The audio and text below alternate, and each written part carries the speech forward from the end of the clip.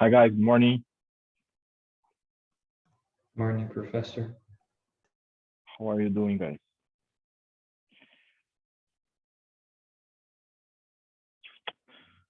Well, let's get started. I hope you guys had a very great weekend, and I wish you a very great week. Well, we are approaching our class number 5. We're going to discuss today inventory management. Okay, let me for a while show you here our course schedule just to keep the standard, presenting and showing you, walking you through our course program. We are, as I said, we are approaching class number 5 today. We're going to discuss this important topic, actually, inventory management. Okay, one important topic of operations management, of supply chain management, and of course, of procurement. Okay, and in the next class, next week, we're going to discuss price and total cost of ownership.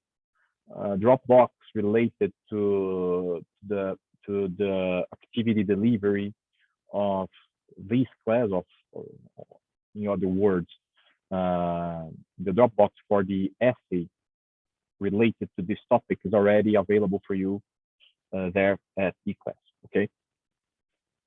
Just one additional comment, just to make sure that everybody is on the same page. We don't have in this course midterm exam. We don't have a midterm exam. We're just gonna have a final exam at the end of the course. Okay. The midterm exam in this course, in this subject, will be replaced by basically by participation and mostly by the group presentations. Okay. All right. Let's get started then. Let me project. Sorry. No. Let me display here, guys, the material that I will use as support for my explanation now. There we are. Probably you are, guys. Nope.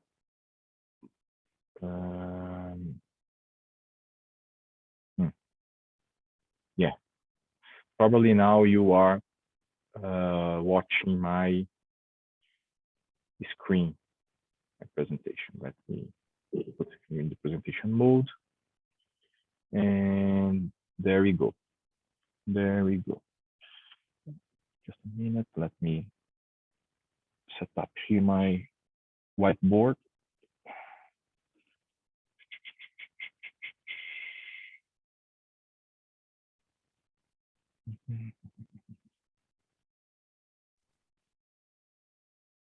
Great. Inventory management. As I said, guys, this is a very important topic in the within operations management. Okay, we have several different impacts, several different forms in which inventory influences the business as a whole. Having or the fact of having availability of inventory impacts not only production, not only supply chain in those service level, but also all the financial side of the business. We're going to see these in detail right away.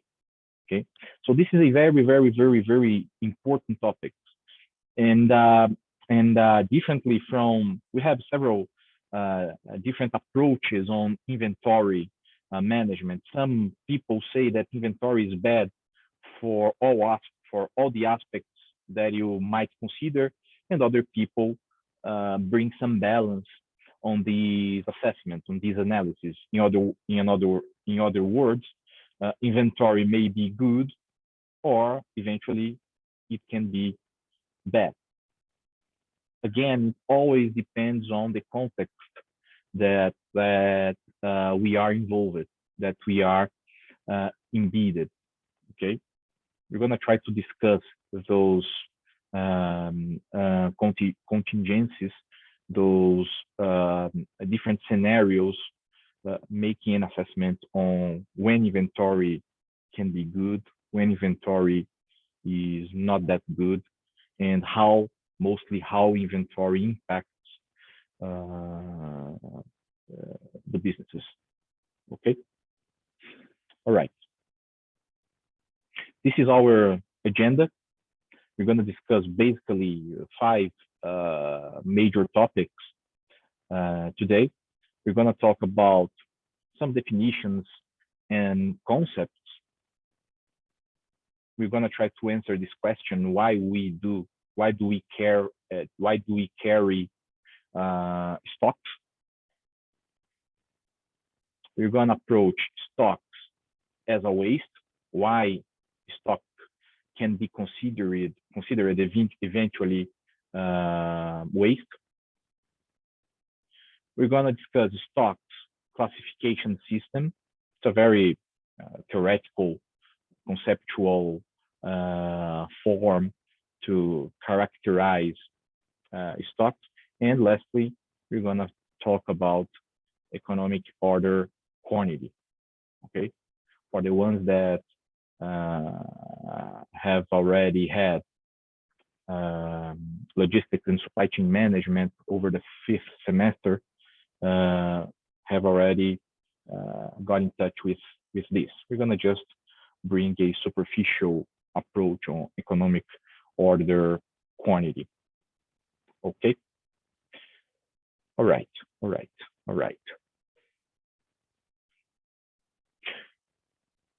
I am the one of the actually I am part of the group of the people that considers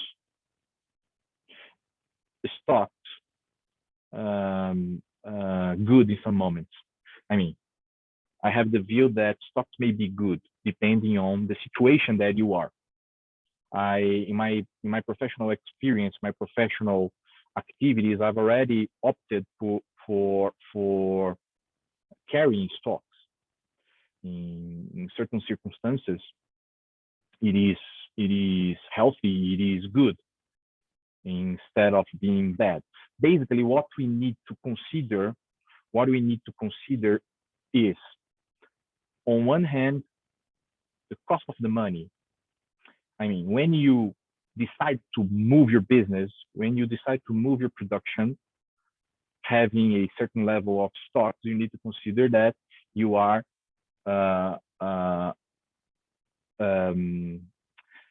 stocking your money in a format of stock. Instead of having liquidity, cash in hand, part of this cash will be stuck into stocks. If you have cash available, this is less bad, let's say like that. If you don't have cash available, you need to raise money through a loan, for example, or through equity using the stockholders of the firm, and then you will incur in financial costs, interest. Okay, this is what we need to consider basically. And of course, when you are part of the production team, supply chain management team, procurement team, you are much more focused on buying well, in producing well with low level of waste, with high level of yield. You are interested in offering to your customer high service level. You are interested in having good relationship with your suppliers in order to keep the supply chain integrated. integrated in order to avoid disruption. So cost of money is something that bears in the or on the CFO's table, CFO's desk. At the end of the day, most part of the companies leave to the CFO the job of structuring the capital framework that will support the operation. Of course, this is his or her whole, but eventually everybody is working together. When everybody is working together, not considering the cost of money, the way the firm raises money, these might eventually become not feasible task for the CFO. So at the end of the day, we have here when we are talking about inventory, we have a healthy fight, a healthy struggle between the finance side of the business that want to reduce stocks to have consequently more liquidity, more cash in hands, and of course to reduce the level of loans, the level of equity, and so on. On the other side, you have operations and sales, just to mention two department teams that wish to use cash. As I said, for operations, having cash means the possibility to build up higher levels of stocks. And how stock could be healthy to operations, to production. When I am full of stock of a certain raw material, for example, I may be less concerned about stopping my plant for due to lack of raw material, as I have a bunch of raw materials stocked in my warehouse. Having stocks means comfort for operations and also for sales.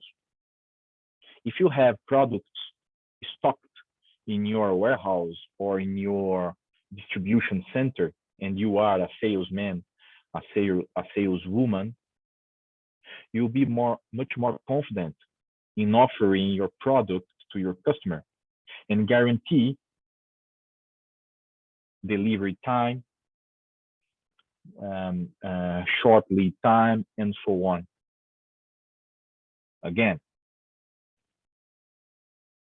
the task of making these available is on the shoulders of the CFO. Okay. Well, inventory is good. Is inventory good or bad? Here in this example, in this approach that I'm bringing to you, I could put one element that would help us to decide or to bring more light to the decision. If the cost of money is lower than the benefit that I will collect in terms of production yield, levels of waste, and mostly profitability, margins, EBITDA, EBIT, and so on, eventually you can work or you should work with high inventory levels, meaning that you need to have higher levels of leverage and or to collect those benefits. The other way around is also true. If the benefits are lower than the cost of money, the cost of funding, then eventually is no sense to keep inventory. So this is the challenge. This is the balance that we need to seek, that a firm needs to seek. And when we consider that most private companies, in the most part of the private organizations, the variable salaries are linked to very specific KPIs. I mean, if you are part of the production team, probably you won't have in your KPIs a measurement related to cost of funding. Your KPIs will be much more linked to levels of waste, number of production line setups, production yields, raw material consumption. So activities and references related to production. So if your KPIs are those ones and your variable salary is linked to these KPIs, how could you be concerned about inventory level and then cost of money, level of leverage? You don't have any concern. So this is the challenge in the firms, you know. This is the challenge in within the firms. Most part of the firms measure the performance using some profitability index like EBITDA or EBIT or P&L, the bottom line result. This is accountable. We're going to discuss this further on in supply chain finance, but this is a accounting measurement. This is a measurement. Professor, Yeah, of course.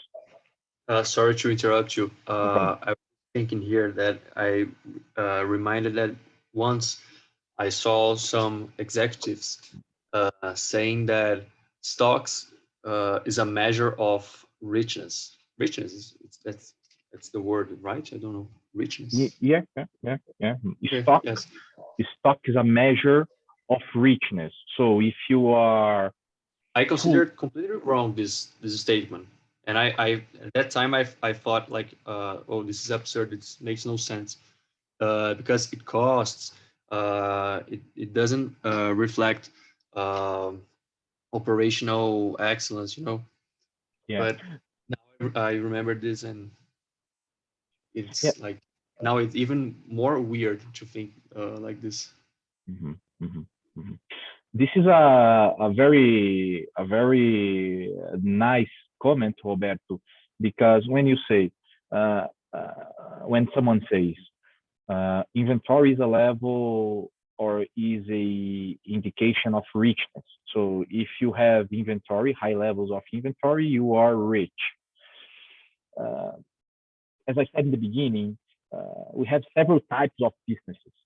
You know, in a certain type of business, eventually having inventory might bring you a Mhm. good competitive advantage or richness. But Mhm. but in my opinion, I agree with you. I'm aligned with you. Uh, I don't see in general stocks inventory level as a measurement of richness. This is much more Mhm. the contrary for me. I will show you something that some companies, banks mostly, but not only banks, some multinationals are already using to a criteria, a KPI that those firms and some banks are using to make the assessment of organization's Ah, performance. risk management or Mm, not exactly. Not exactly. This is a more okay. straight KPI.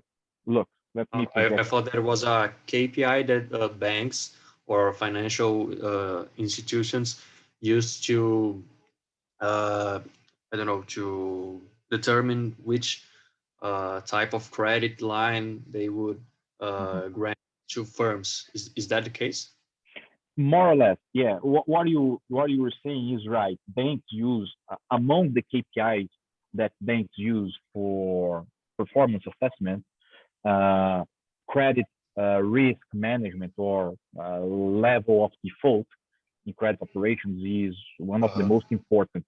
But remember, this KPI, this criteria impacts other important performance KPI, which is profitability. So if I have high levels of default, I will probably have a lower level of profitability.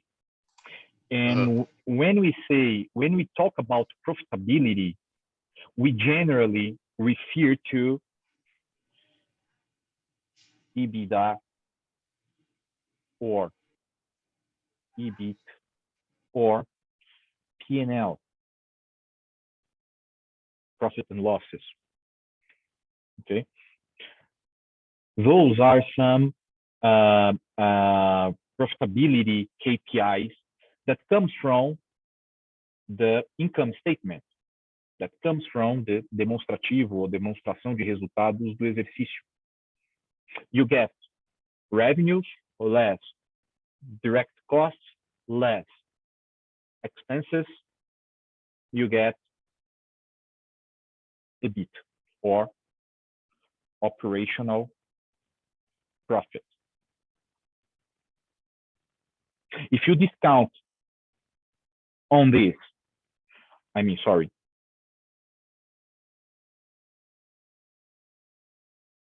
if you discount on this financial costs, interest, juros, and other administrative costs, you get P&L, lucro líquido. Remark that those metrics here are purely they have actually a accounting perspective. They have a perspective of the income statement, of the balance sheet. What I mean is there is another important KPI for profitability that is largely used in banks and in some large multinational organizations, which is ROE. All of you have already heard about this. What's ROE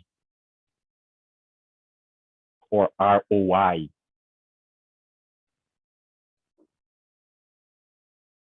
Return on equity. On equity.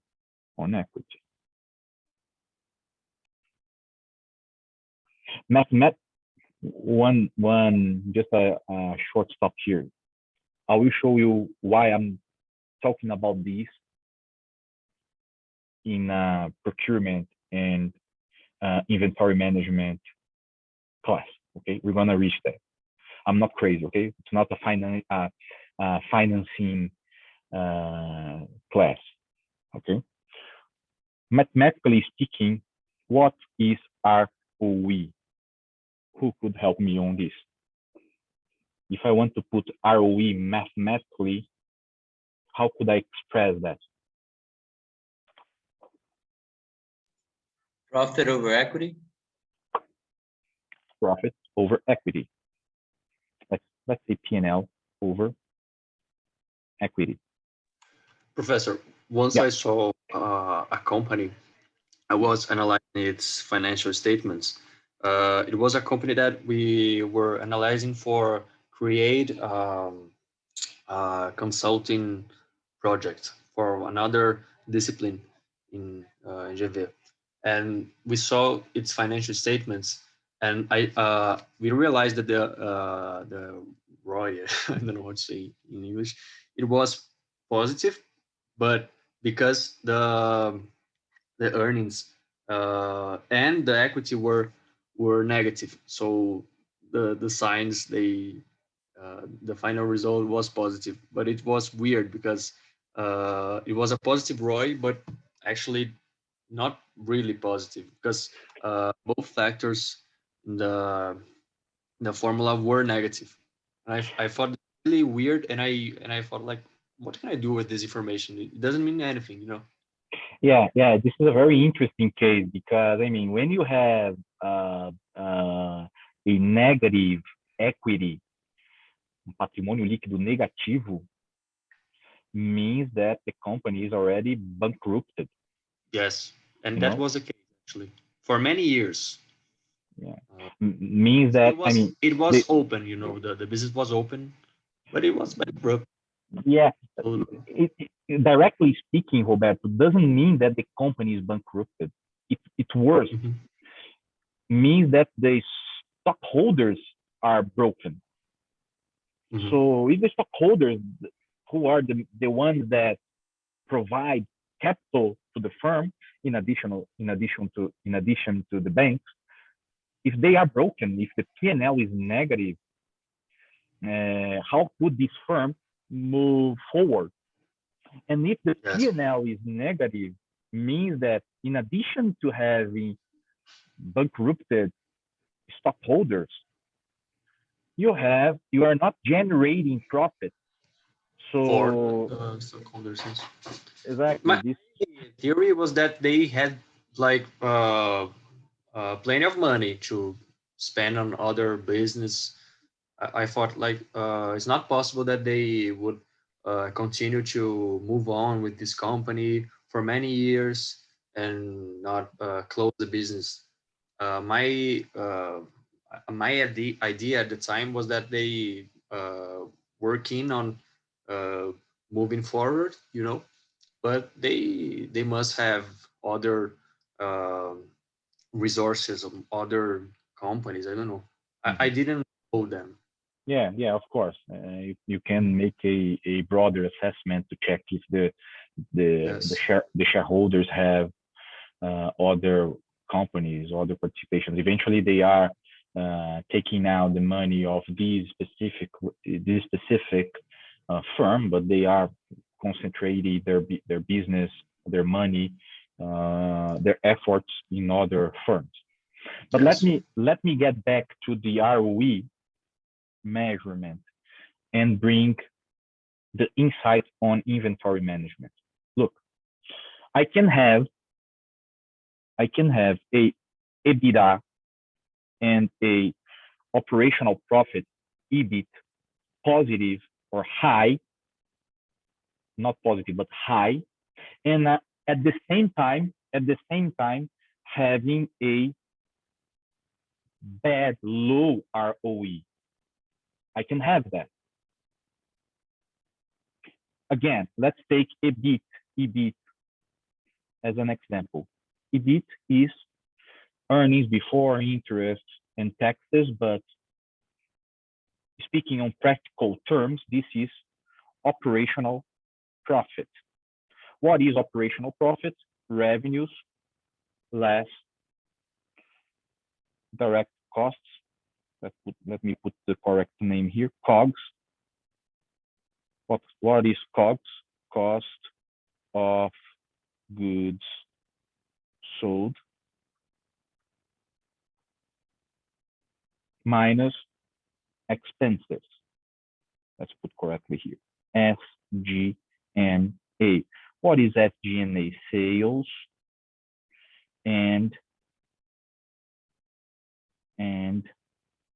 general and administrative expenses. In other words, COGS are the costs directly related to the production. Let's imagine that we are talking about the industry, raw material inputs, people that work in the factory, in the plant, the production manager, the production director, the operators, etc., etc., etc. Energy deployed in the production, um, everything that is related to the production of the good. This is COGS.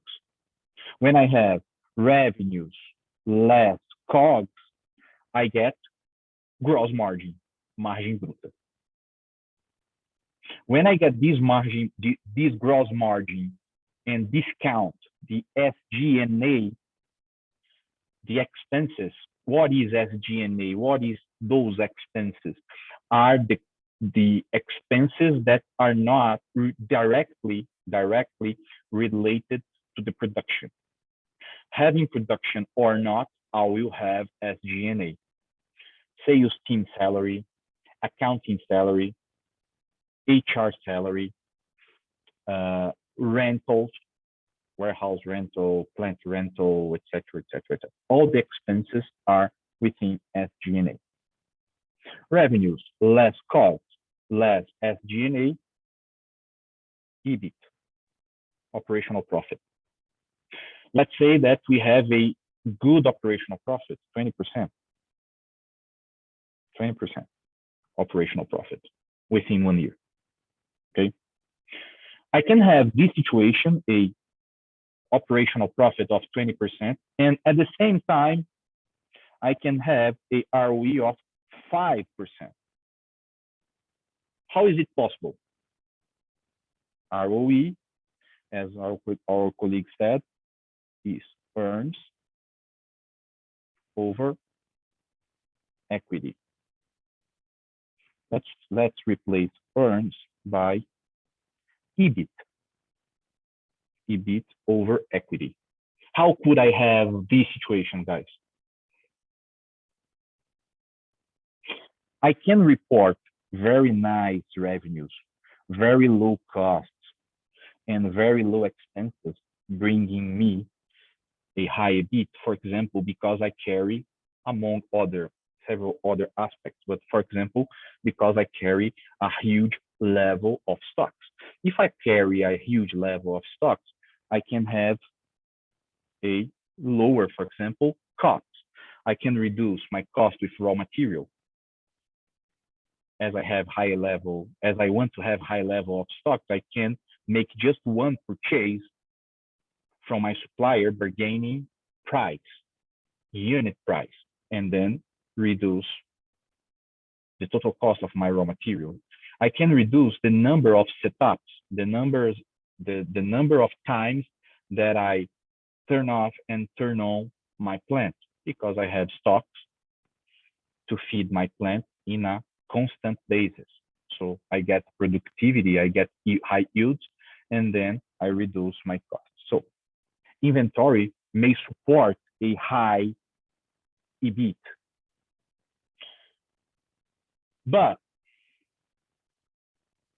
if I want to carry high levels of stocks, I need to have my shareholders putting money into the business.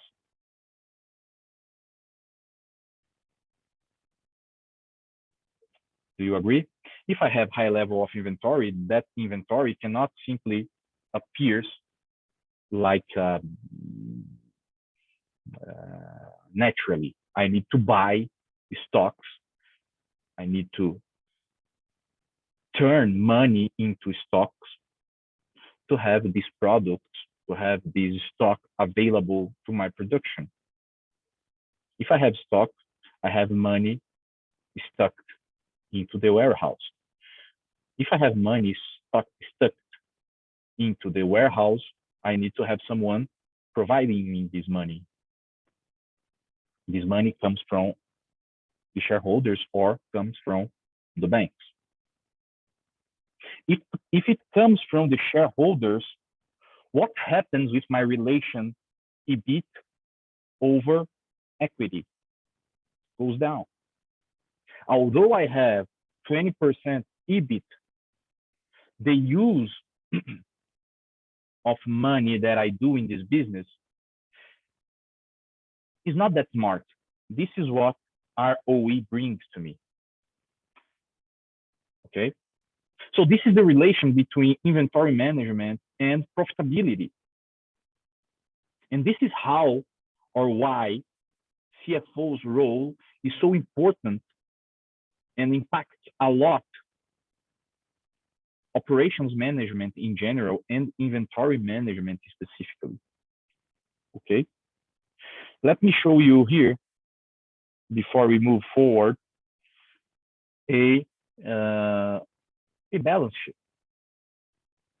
A balance sheet. A balance sheet means one balanço patrimonial. Okay? Let me show you here a balance sheet. This is Kepler Weber's balance sheet. It's a small cap firm at Bovespa 24. This is the Kepler Weber's balance sheet. Look, Kepler Weber reported in 2020 stocks in an amount of close to 150 million reais. Total assets, current assets, short-term assets is roughly 550 million reais. It's more or less 1/5, right, of the total asset. If I have, or better, if I didn't have this inventory here, I could replace this into this cash. Look the level of cash in relation to inventory of Kepler Weber. I don't pay my costs with inventory. Although this is a short-term asset, I can get. I'm not able to get a pile of, I don't know, pieces of steel and use this to pay my employees. This is not money. This is raw material. This is stock. With cash is different. Because of that, cash is so important. So if I have high level of inventory, I'll need to compensate with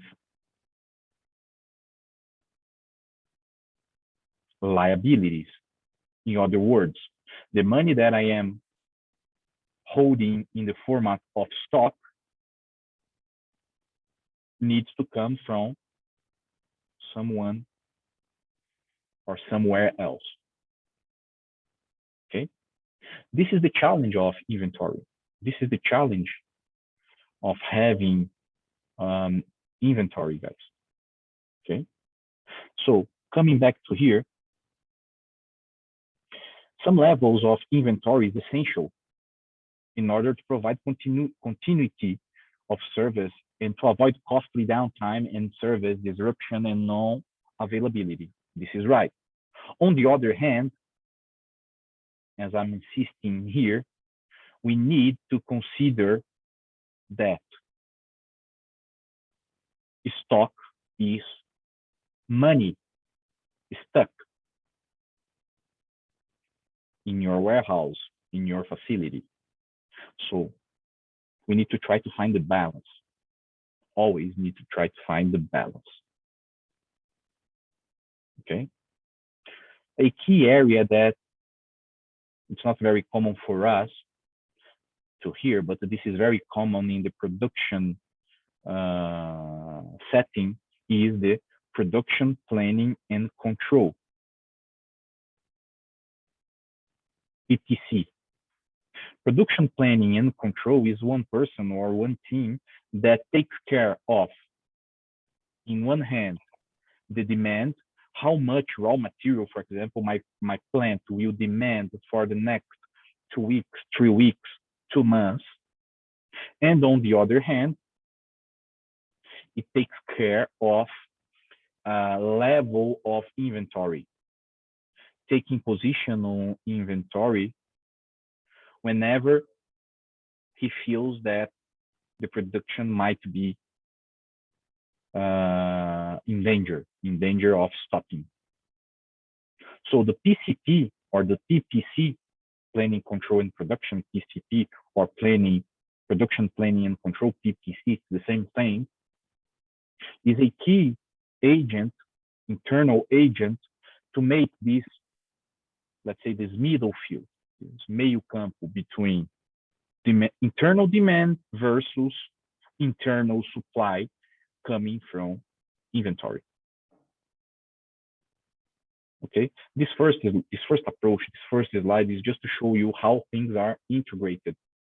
ROE, EBIT, balance sheet, income statement, production, supply chain management, procurement, inventory management. Everything is closely connected. The CEO, the CFO, they have this full view. People that are in lower levels within the organization eventually don't have this view. When we are in a lower level, we are very focused on our tactical activities, the activities that I need to perform for tomorrow, for the next hour, etc., etc. We lose sometimes the view of the entire business, or we simply don't have. You guys, of course, will have, because you are coming from a top school, but you're going to notice that your colleagues, part of your colleagues within the organizations, they don't have this view. They want to operate with inventory because this is good for production. And they are not wrong, as I said, because at the end of the day, firms in general, they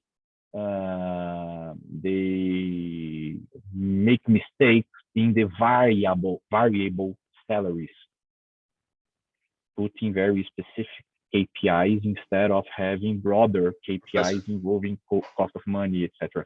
Sorry, Roberto, go ahead, please. No problem.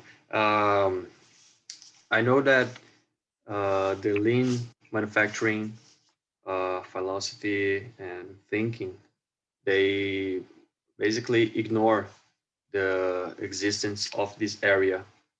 What's your, they considered for the, I don't know, the enthusiasts, the companies that apply this idea, which I consider very important, but it's difficult, right? They consider that PPC, right? Mm-hmm. I know the in Portuguese, PCP, but they consider this a type of waste, or how can I say, waste of time. I don't know, bureaucracy that wouldn't be necessary, you know. Mm-hmm. And what's your view about that? Well, Roberto, this is a very very good question, actually, because I mean, as you said, lean manufacturing, as other type of concepts, lean manufacturing is I would say a lifestyle.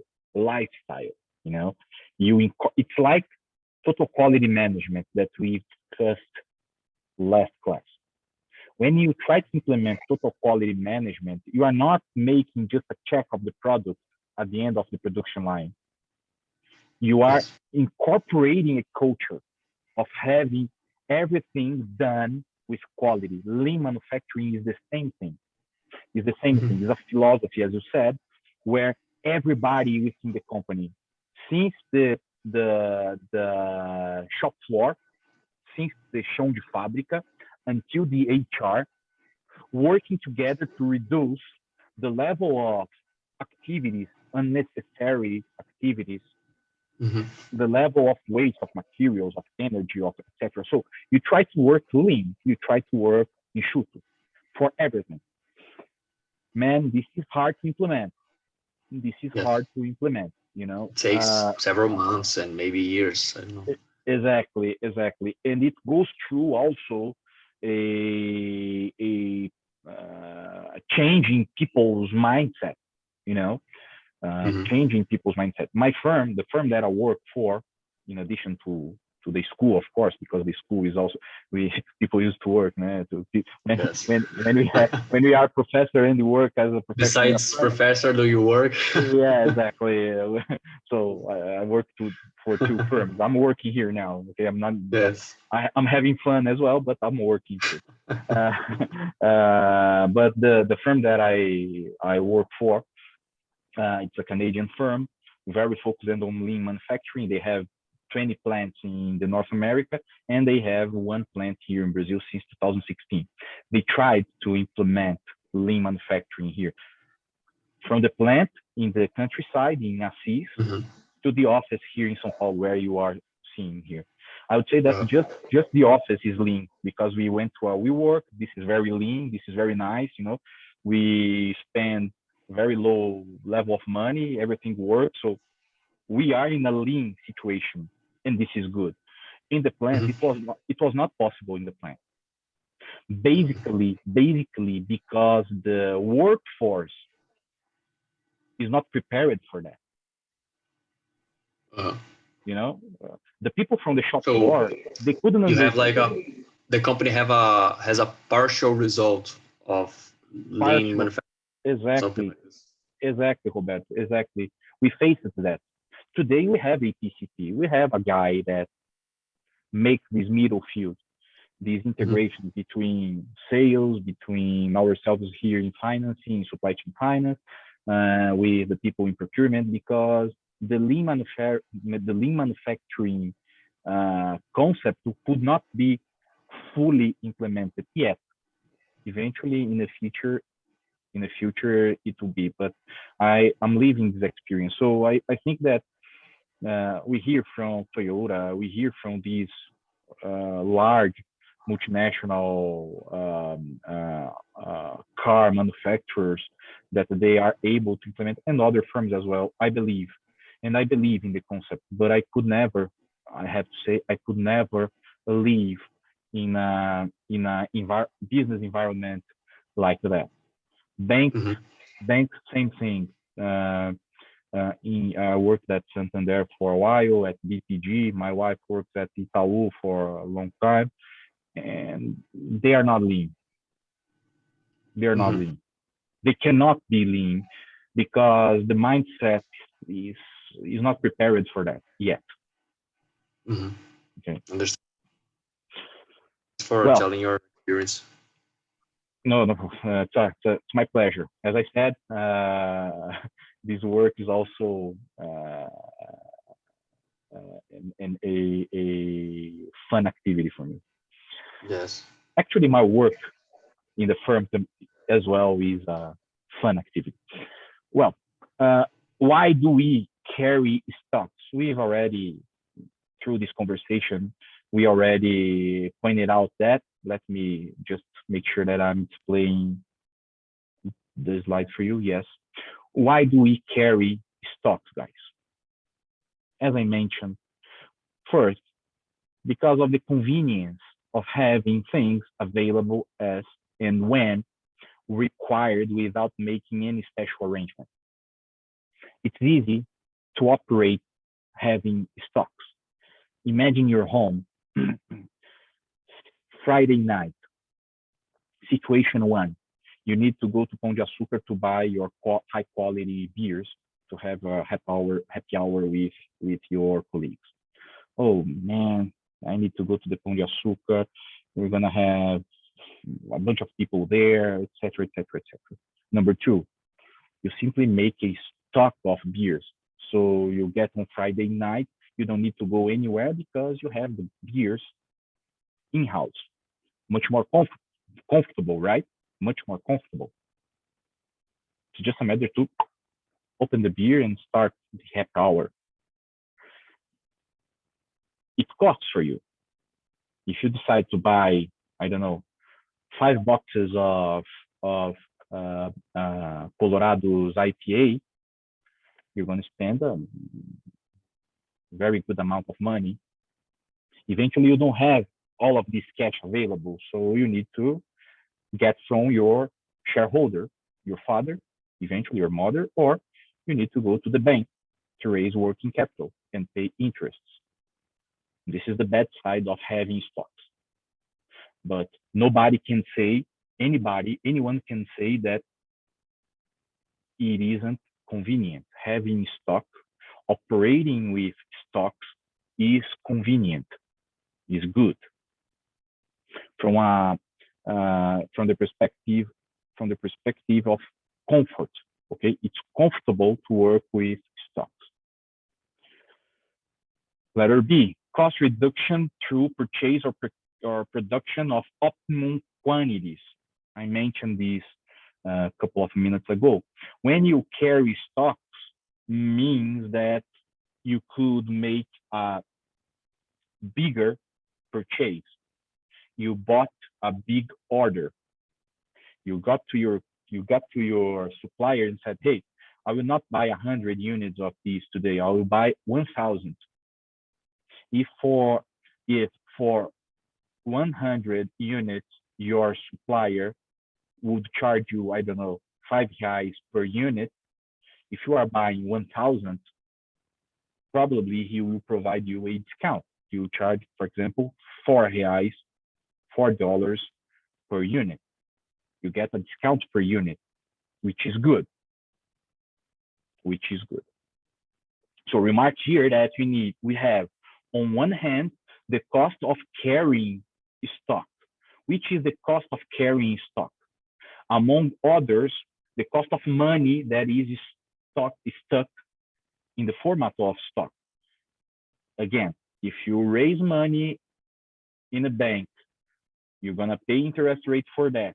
You get this money, you buy stock, and you put this stock into the warehouse.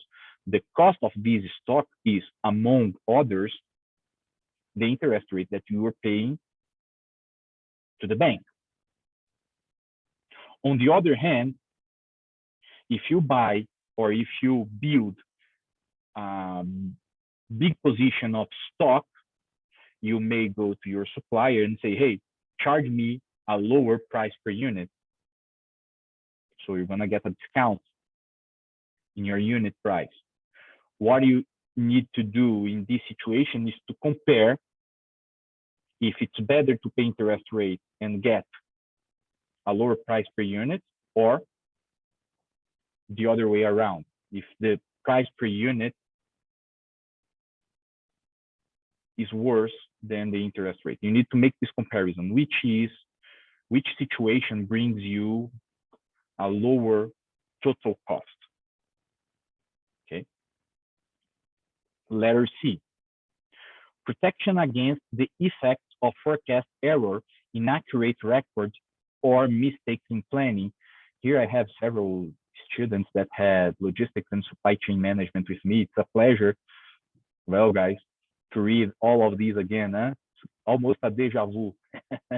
Forecast, economic order quantity, cost of maintaining the stocks versus cost of request the order. All of these we've seen during the course of logistics and supply chain management, and the other students that had the subject with my colleagues also saw that. Now we are making a conceptual assessment. And look, if I have a bad forecast with high level of error, done, MAP, MPE, etc., means that I need to protect myself, means that I need to protect my business. How? Eventually building up inventory, building up stock position. Okay. And lastly, carry stocks.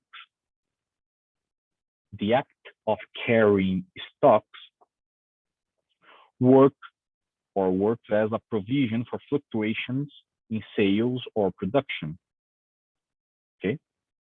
Safety stock, for example. If I have safety stock, I can protect myself against sales variance or production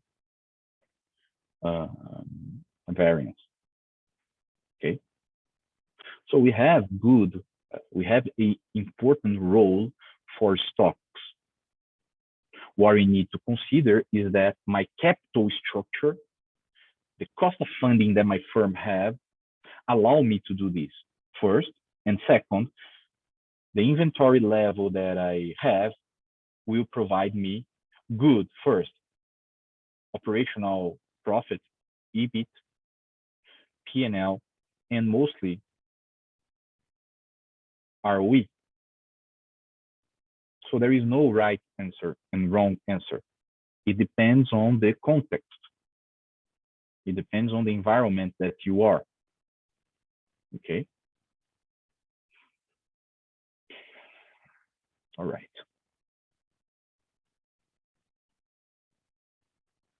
All right. Important. Stock may hide, as I already mentioned in this introductory step step we've had just a couple of minutes ago. Stocks may hide production inefficiencies. Production inefficiencies. How this could hide production inefficiencies? If you have high level of stocks, nobody will notice that eventually you are failing your demand forecast. Nobody will notice that eventually your PCP is not doing the right job. Nobody will notice that eventually you have a problem in your production line, and because of that, you are having a higher consumption of raw material because you have high level of stock. So this higher level of consumption, this lower level of productivity or yield will be hidden behind the high level of stock because you are just running your production line in 24/7, non-stop, never. So nobody had time to make a deeper assessment and check it out. Hey, are the yields, production yields going well? Hey, are we having any loss during the production process? You're not available to do this because again, you are running in a very constant basis. Okay. Poor planning, as I said, if you have higher level of stocks, you hide, for example, forecast inefficiencies. Poor suppliers or relationship with them. Hey, if you need your supplier once or twice a year or a month or whatever, if you need to get in contact with your supplier in a very few times per a period of time, you're not capable to check if this supplier is capable to offer you a high service level. Imagine that eventually firm's strategy changes, and then you need to operate with low level of stocks. Could you make sure, or could you affirm that your supplier is capable to offer you weekly basis raw material in a short lead time and with high level of service level? You're not capable to do this because your historical data was formed having your supplier providing you raw material in a very unconstant basis, in very few times per year or per week or per month. And you never needed him a lot because you always had high level of stocks. Now that you're going to operate with low level of stock, this is the moment that you check if your supplier is really good at this activity, if he's ponta firme pra caramba.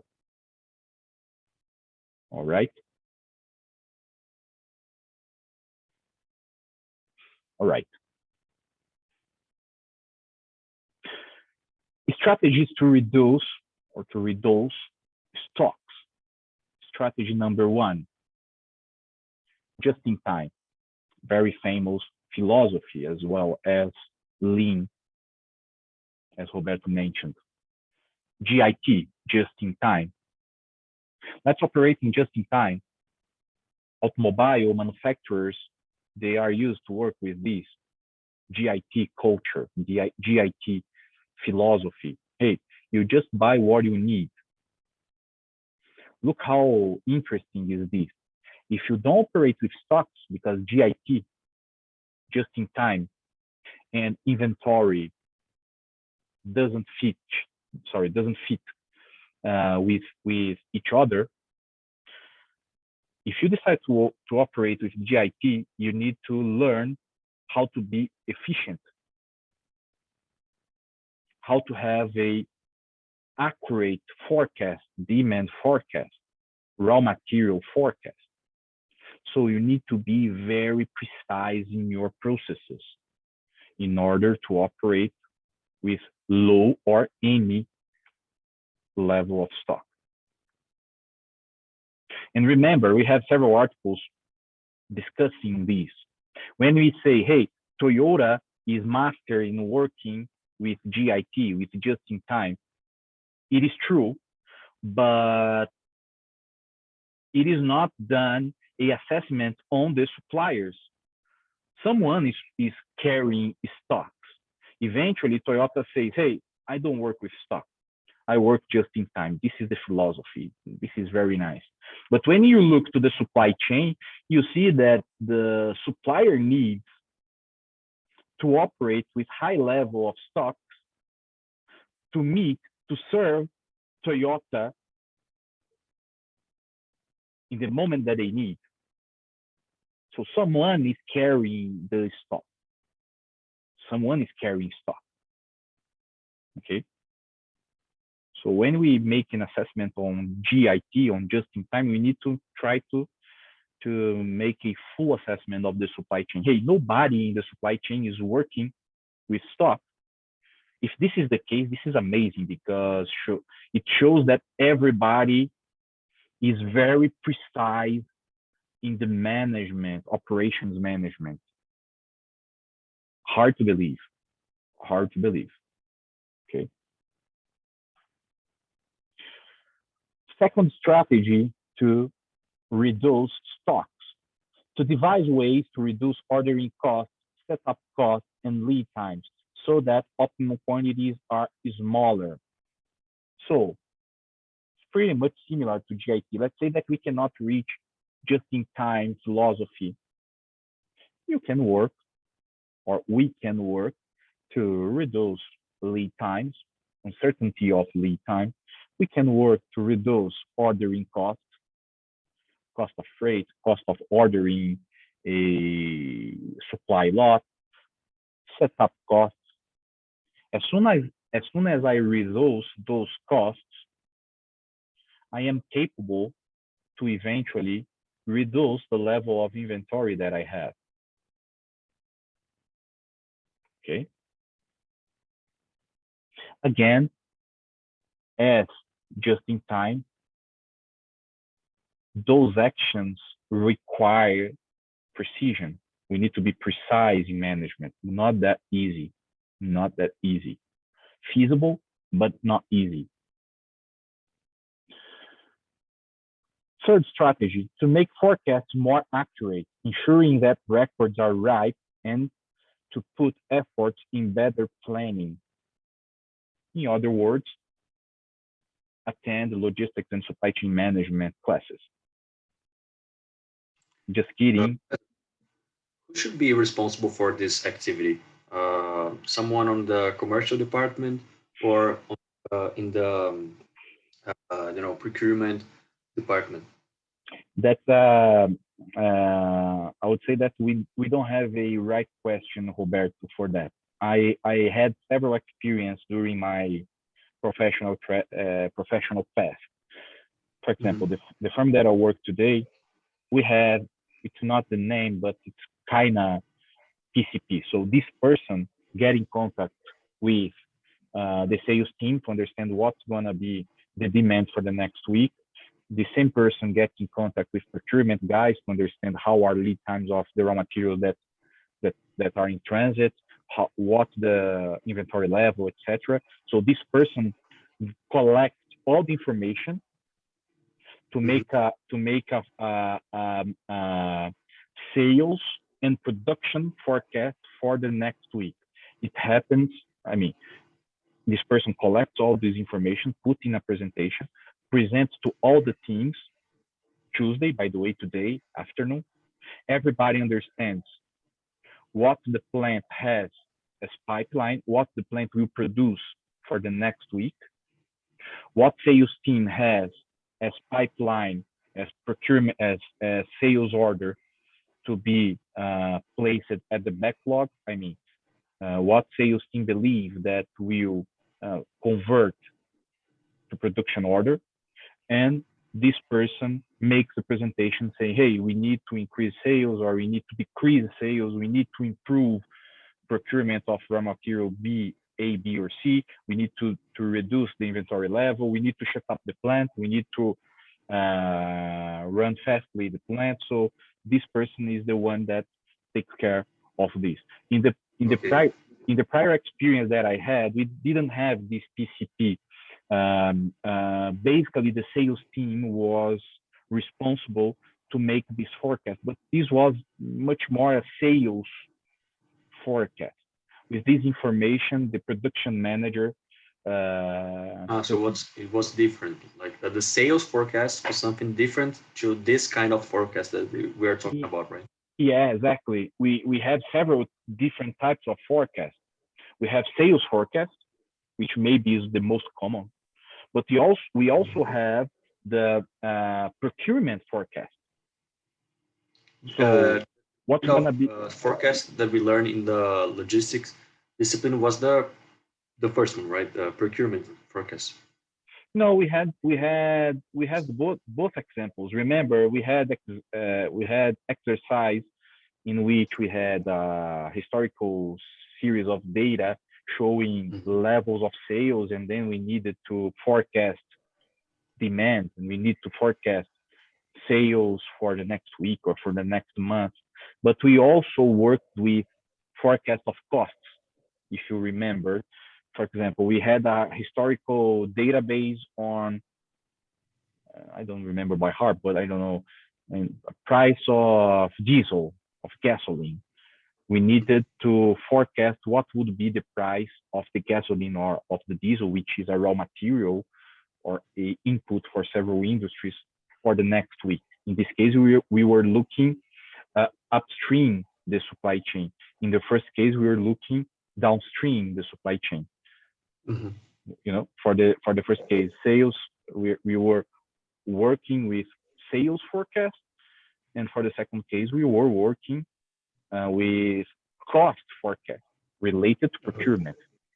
And the sales forecast, they could be sorry, the content on the discipline there, the types of measures, you know, they can be useful for sales forecast. That was I was trying to understand, but I think I get this now.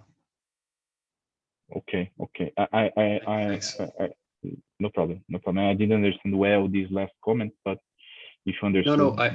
My doubt was that first I couldn't see the difference between sales forecast and procurement forecasts. Now that you explained me better, I can understand. And the second, the last comment that I made was that I also didn't understand that the methods that we learn on the logistic discipline, they could be applied also in sales forecasts. No. Yeah, it can be, and it is highly applicable for both, for sales forecast and for procurement forecast. I'll give you another example that I live in my professional experience. Not exactly me, but my colleague at procurement. We need to make a weekly basis steel forecast. Our main raw material is steel.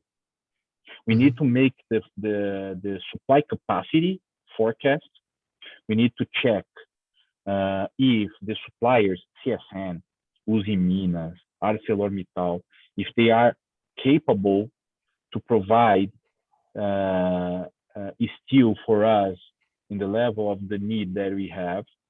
So we use historical data of the procurement that we make from them to make this forecast, try to understand, hey, in March, CSN is capable, historically speaking, to provide, 1,000 tons of steel, yes or not. This is a forecast that we do looking to procurement. And we also do the forecast of steel price, which is more important. I mean, I want to understand how much I will pay for the ton of steel in April. I will look to the historical data of price, steel price per ton, and we'll try to make a forecast. This information is very useful for me for procurement because I will be prepared in terms of cash to buy this raw material, and also important for pricing, for sales. Because if I feel that the steel will be 20% more expensive in April, I will change my cost list now and will inform to the sales guys, hey guys, work with the sales list that with the price list that you have today until end of March, because from April 1st onwards, the price list will change, will be more expensive. You know, remark that everything is connected. From information from procurement, steel price is helpful for me to inform my sales guys that the price list will change, and they will get desperate because they need or they want to sell. If I will increase the price of the product, they will try to rush to sell everything that they can in March, because in April the price will go up. And this is true. The price will go up in our firm in April because of steel price, basically because of the international market. Steel is being highly demanded, Brazilian steel. So Brazil is exporting steel a lot. If Brazil is exporting steel, means that the domestic market needs to pay more to keep this steel inside Brazil. Otherwise, CSN will prefer to export to China. So the prices will rise. That's the exactly. case. Exactly. If I am a Brazilian firm, I want to buy steel, I need to pay export parity, paridade de exportação. CSN has a decision. Either they will export or sell in the domestic market. How they take the decision? They check how much the export market is paying, and they get to the internal market and say, hey, the price of the steel is $400 per ton. You, Brazilian firm, are capable to pay 450? Yes or no? If the answer is no, okay, I will sell to the export market. Okay. With Brazilian real weak against dollar, we need to remember that Brazilian products in dollars are much more cheaper. So 1 ton of steel at 1,000 reais divided by 5, just to make a illustrative counting, is $2,200 per ton. $200 per ton. When FX was at 3 reais per dollar, the same 1,000 reais per ton of steel costed $300, close to $400 to the importer. Because of that, Brazil is cheap for the import markets. Okay. All right. Thanks. All right. No problem. No problem. All right. Moving forward. Stocks as a waste. Here we also discussed some of the aspects that may make stocks to be considered waste. One of them is they tie up capital, as I showed you in the beginning of this class. They impair cash flow. They impair cash flow. If I have stocks again, I lose liquidity. So at the end of the day, I have a impaired cash flow. I have a worse cash flow. I need to be creative in keeping a healthy cash flow. Stocks impair flexibility. Why stocks would impair flexibility, guys? how could you explain that? Why stock would impair firms' flexibility, production flexibility? For example, if you want to make a product that is like unique and with different, I don't know, like different characteristics, you can't do that if you have a stock. Exactly. I'll try to say another word, another manner, Carolina. Let's imagine, if, for example, mobile phone screen. I don't know, Samsung Galaxy 10. I don't know the number of the mobiles, but Samsung Galaxy 10 or iPhone 11, screens of iPhone 11. Let's say that Apple bought a bunch of iPhone 11 screens. But the model, during the time, the model has changed, and now the main product is iPhone 12 that have a higher level of sales. I mean, the demand for iPhone 12 is much better than the iPhone, or much higher than the iPhone 11, in my illustrative example. Eventually, you will die. Let's say you will die with iPhone 11 screens, because the demand now is for iPhone 12. So you need iPhone 12 screens, not iPhone 11 screen anymore. When the industry is very innovative, when we have several innovations in the industry, when the industry changes a lot very fast, the chance to have stocks to become old-fashioned is high. One stock that's useful today can be not useful tomorrow. The example of the journal, of the newspapers, of newspaper. If I buy a bunch, I am a journal, a newspaper seller. If I buy a bunch of newspaper of today, talking about Lula, Bolsonaro, etc., and I can't sell all of these newspaper that I bought from Abril, from the editor, what I am supposed to do with the newspaper that I haven't sold?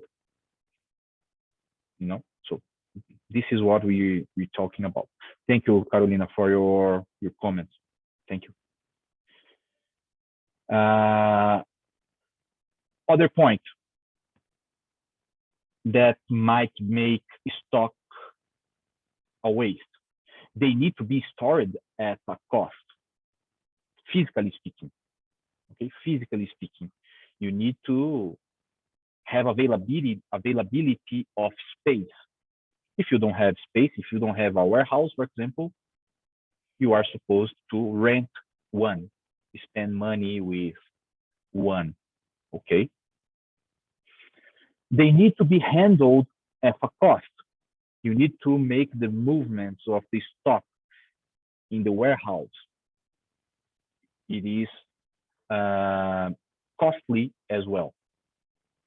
They are at risk of loss through fire, theft, and etc., flood, and so on.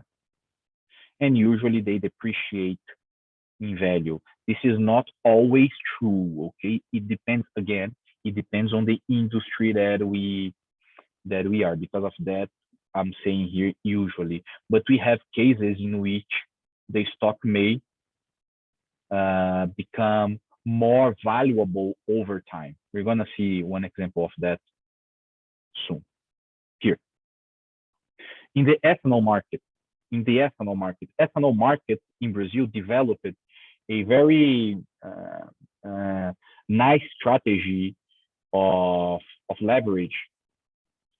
Ethanol mills, actually, they discovered a very smart way to take money with the banks using stock, something that we name in the international market as inventory financing. Inventory financing. Let me put here. Inventory financing. Okay. Inventory financing in the ethanol industry in Brazil is good for both sides, for both sides. For the banks that provide money to the sugar mills and for the sugar mills. Let's make first the assessment on the sugar mills. Let me put here my whiteboard.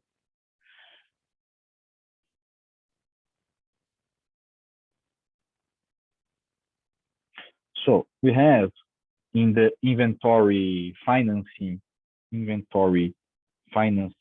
the ethanol industry, we have on one side the sugar mills, the ones that produce ethanol, and on the other side we have banks.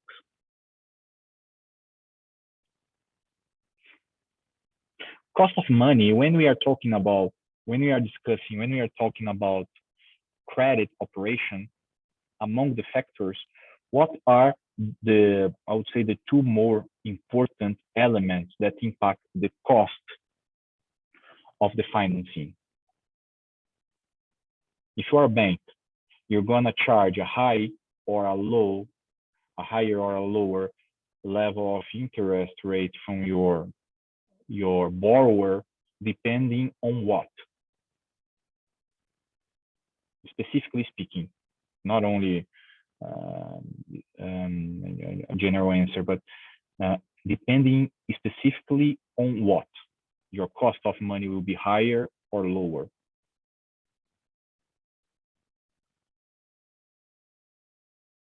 I would mention two aspects. First, payment capacity.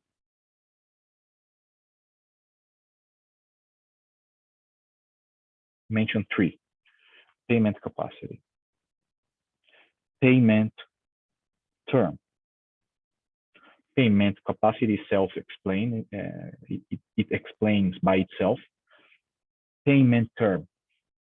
The longer the term, the higher the interest rate I need to charge. The shorter the term, the lower the interest rate I need to charge.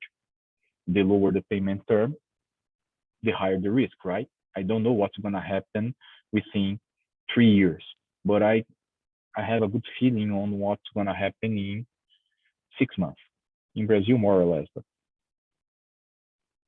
it's better for me to forecast risks for 6 months than for 3 years. So as the longer is the payment term, the higher is the interest rate. And the third is collaterals, guarantees.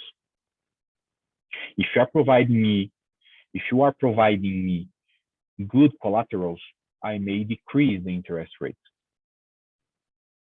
This is the key for the ethanol industry in Brazil. Banks, they wish strong collateral, but liquid collateral, collaterals that are easy to be sold. Let me bring to the examples that I deal in a daily basis here in my professional activity. We provide credits to the customers that buy from us. And one of the most important collaterals that we have in the agribusiness is mortgage on land, on the farm, hipoteca sobre fazenda. We take the farm as collateral in the format of a mortgage, hipoteca. This is a very strong collateral. Why? Because the farm cannot simply run away. I see the farm. I can go to the farm and see that the asset is there. It's different, for example, of cattle. If I get cattle as collateral, farmer can get the cattle from point A to point B during the night, and I can't see where the cattle is anymore, or a tractor or a car, etc. Mobile goods are harder to monitor. A farm is very easy to monitor. On the other hand, a farm is very hard to be executed as collateral. I mean, I need to take months and sometimes years to execute through the court, through the justice, the right to get that farm for me. Eventually, depending on the situation, I could even not being capable to get the farm. So it's hard to execute. Although this is a strong collateral, it's hard to execute. In the ethanol market, sugar mills have a very good collateral, liquid, very easy to sell, and easy to monitor, which is ethanol. Ethanol. They produce ethanol. They put ethanol into tanks, and they carry the stock. Ethanol mills, they don't sell all the ethanol they produce in the spot market. They sell in the deferred market. If we are in February, they will try not to sell all the ethanol they produce in February. They will try to sell the ethanol in November. Time and price. Why? Because in November, we have a very low level of national stocks in Brazil. We are in the lower season, harvest season. The harvest will happen just in the beginning of the year when we have a high offer of ethanol and then a lower level of prices. So for the ethanol mills, it's interesting to carry the stocks over the year in order to sell these in November at a higher price. And they can use these in inventory financing, offering these ethanol as collateral to the bank. So they can leverage using the inventory as collateral. For banks, this is very good as well because ethanol is very liquid. If the sugar mill doesn't pay back the banks for the money that they got from the bank, they can execute the collateral, get the ethanol, and sell it at the spot market and get the money. So this is one case in which inventory can be used to raise money cheaper.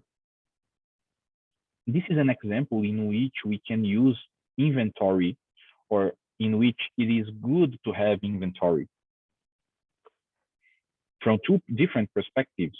Perspective one, I will get more money because I will sell this product at the end of the year where the price is higher. Second, because I can offer this ethanol that I will not sell during the year to raise cheap working capital. Okay, this is just one example for you guys to show that each industry is a different industry in terms of inventory management. Okay. All right. Let me get back here to my presentation. All right. So moving to the end of the class, stock classification system. We have basically two ways to classify stocks. First, usage value and requirement profiles. Very quickly here, because the explanation is easy. Usage value. Basically, guys, when I have high usage value of a certain type of product, the idea here is to carry low levels of stock. If the price per unit of the product that I have in stock has individual high value, has a high price, means that keeping this product in the stock will make me to spend more money supporting this stock. I will have more money stuck in the format of stock because the product is expensive. Just a simple example here. It is more expensive to stock 1 ton of iPhone 12 or 1 ton of soybeans from stock maintenance perspective. It is how much money I will make, I will hold having 1 ton of iPhone 12 versus 1 ton of soybeans. 1 ton of soybeans in total is much more cheaper than 1 ton of iPhone 12. Okay. So for A items, when I have high value items, the idea is to carry low levels of stock. When I have B items, this is a ABC analysis. When I have a B item, mid-value items, I shall have a moderate control and carry mid-level of stock. And when I have C items or items that have a low individual level, I may work with large levels of safety stock because this is not expensive. Okay.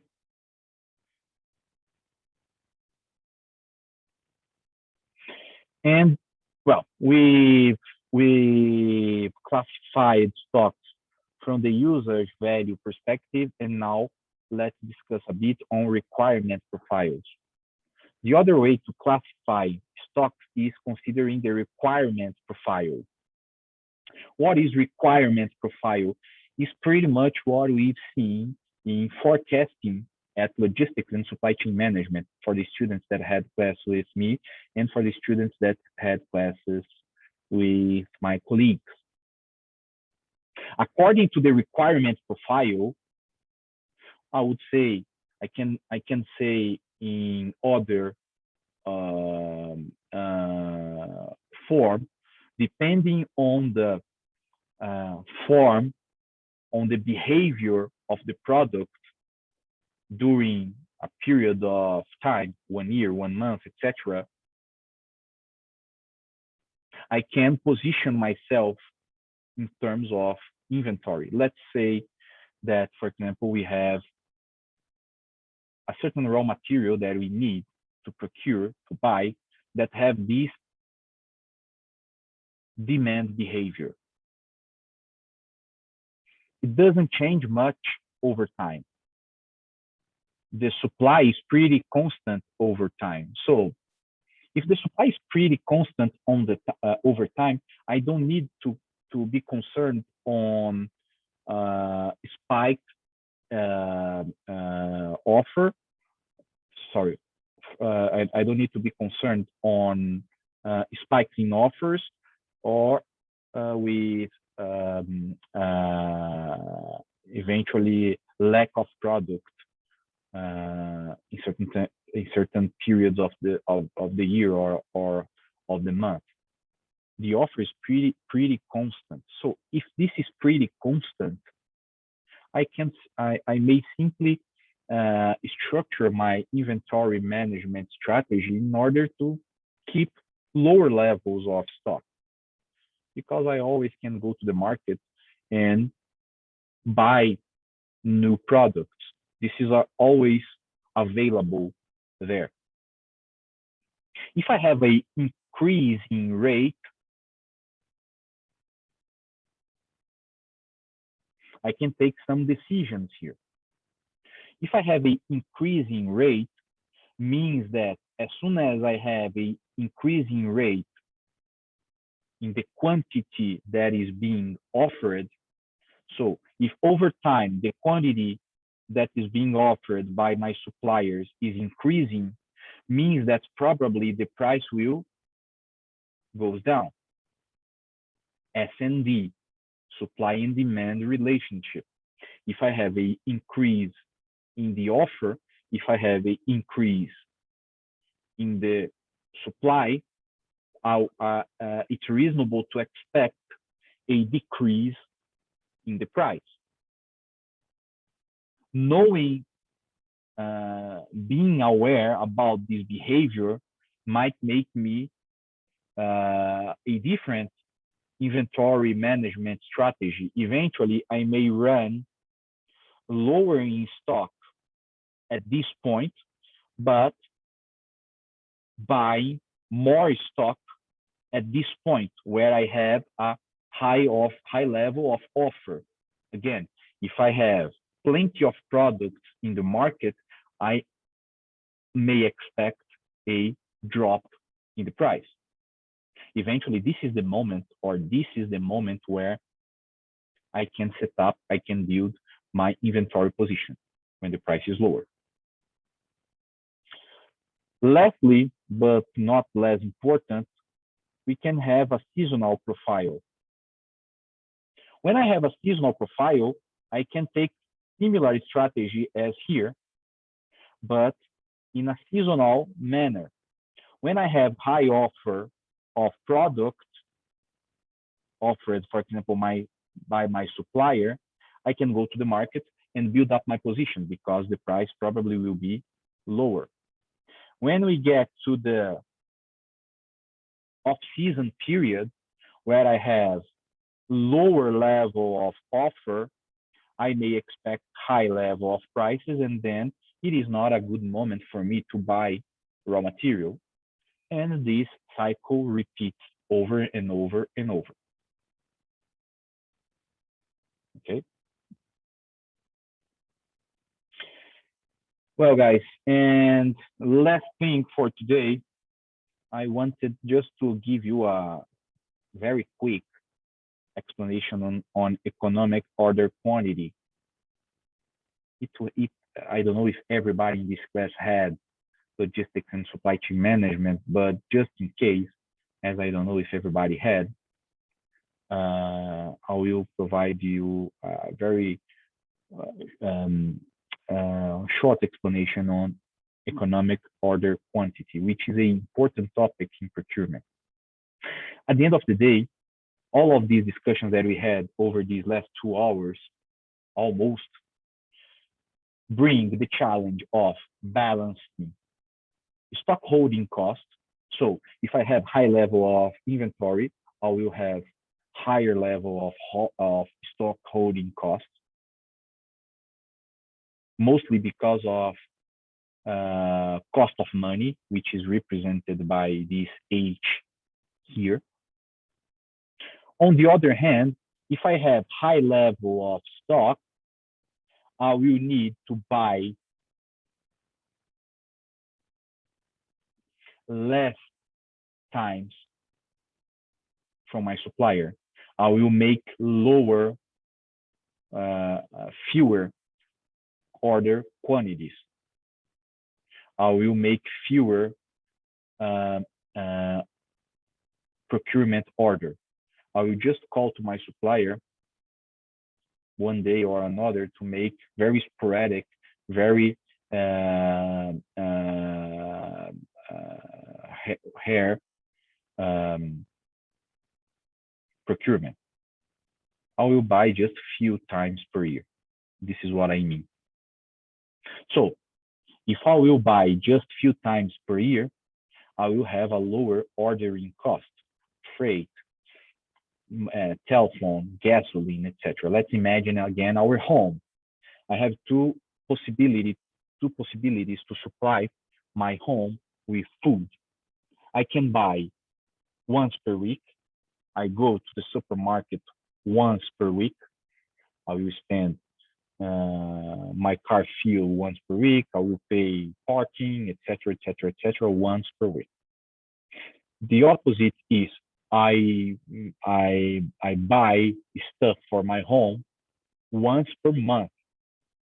In this case, I will go fewer times to the supermarket, and then I will have lower expenses with parking tickets, with fuel expenses, etc., etc., etc. But I will have a higher stock in my home. Eventually, my income will not be enough to buy everything. I need to go to the bank to raise working capital, pay interest rate in order to make a bigger purchase. This is the scenario, okay? I have one point here where cost of ordering cost and stock holding cost meet. This point brings me what I say, or what we are used to name economic order quantity. This quantity here is the quantity that brings me the lowest total variable cost, considering stock holding cost and ordering cost. If I have a well-defined spreadsheet bringing all the ordering costs that I have when I go to the market to buy my stuff, or when I get in contact with my supplier to buy a lot of a type of raw material. And if I have a spreadsheet bringing me the stock holding costs that I have by carrying stocks in my warehouse, interest rate that I pay for the money that I get from the bank, space rental, depreciation, etc., etc., I may find this point here, where stock holding cost is equals to ordering cost. Okay.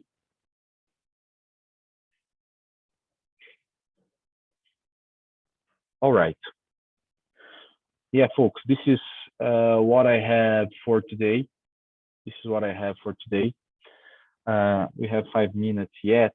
Let me make a quick check on the presence here, and then you are free, guys. Just a minute.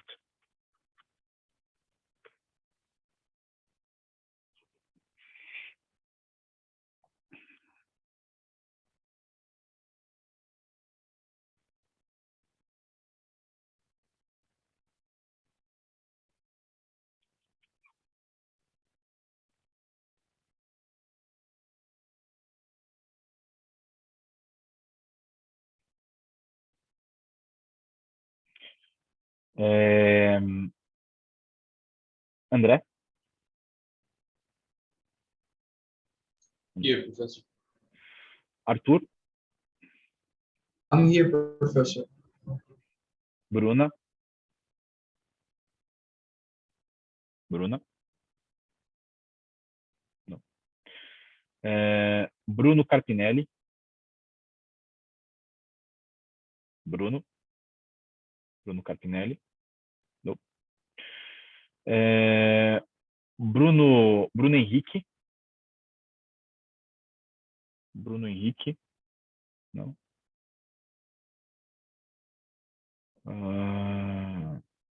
Camila Freitas? I'm here, Professor. Great. Caroline is there. Okay. Cristiano? Yeah, I'm here. Great. Diego? Present. Fernando? Fernando? No.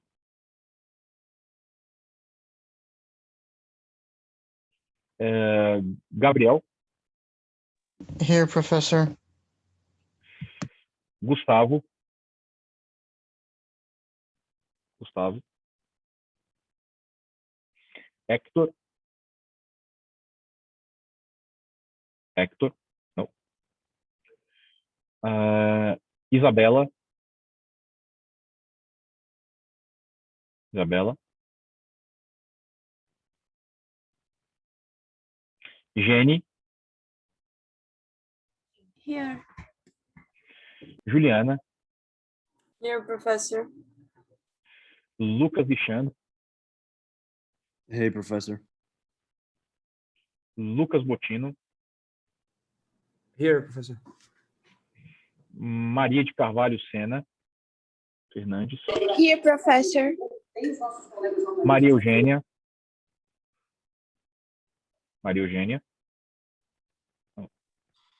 Here. great. Maria Luísa, Here, Professor. Marina,